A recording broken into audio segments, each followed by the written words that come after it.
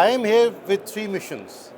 Mission number one is to encourage companies here to give business to my IT companies in Pakistan.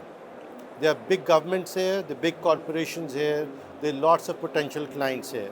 And my mission number one is to convince them to give more business to my IT companies in Pakistan. I'm here accompanied by the Pakistan Software Houses Association. We have more than 100 Pakistani companies at GITEX, and it looks very promising. So that's mission number one. Mission number two is to encourage investors in these parts of the world to invest in Pakistani startups.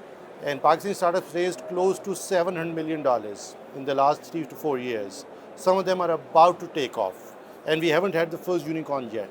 So it's a great opportunity for an investor from overseas to look at this, look at the scale of Pakistan. A lot of these deals have been vetted, a lot of these startups have been looked at. They've raised $800 million already, and not a single unicorn has happened, which means they're just around the corner. They need just a little bit more fuel to make it happen. So that's my mission number two. Mission number three is to explore investments in large infrastructure projects in Pakistan. And this is IT and telecom infrastructure. We are about to auction 5G in Pakistan, the spectrum.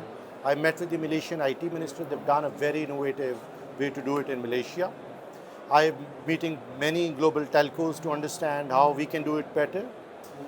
Pakistan could become a digital corridor of connectivity to Central Asian states. We could terminate undersea cables in a carrier-neutral landing station adjacent to a world-class data center and actually become a content hub and connectivity corridor to all these Central Asian countries. We could also become an alternative, low-ping, low-latency connectivity of China to the rest of the world. Currently, they go around us. So we actually have terrestrial cable now, all the way from Kashgar to connecting with undersea cable. So this could become an alternate route for Chinese traffic and could actually generate a lot of revenue for Pakistan.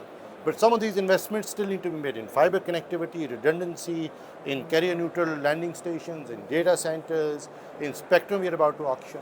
So these are large investments that we can bring into Pakistan by doing better regulation and inviting all these investors to come and participate in the growth story in Pakistan.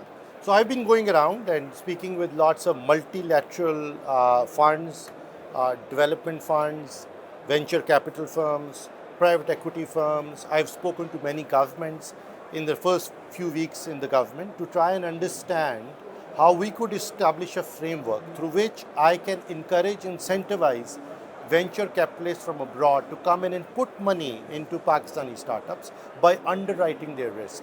And the current scheme that we have come up with is to use Ignite, which is our R&D fund.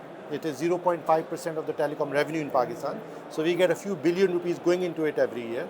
We're going to use that funding and convert it into a Pakistan startup fund.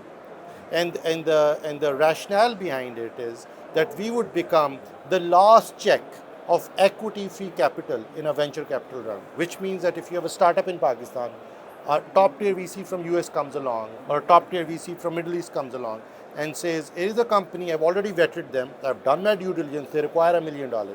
They put in $800,000 of capital for equity. I put in the other $200,000, 20% of equity-free capital. It's the best investment the government can do by incentivizing this investment. He gets 100% equity. I underwrite their risk by 20%, and the startup gets funding in Pakistan as opposed to a competing startup in another territory in another country.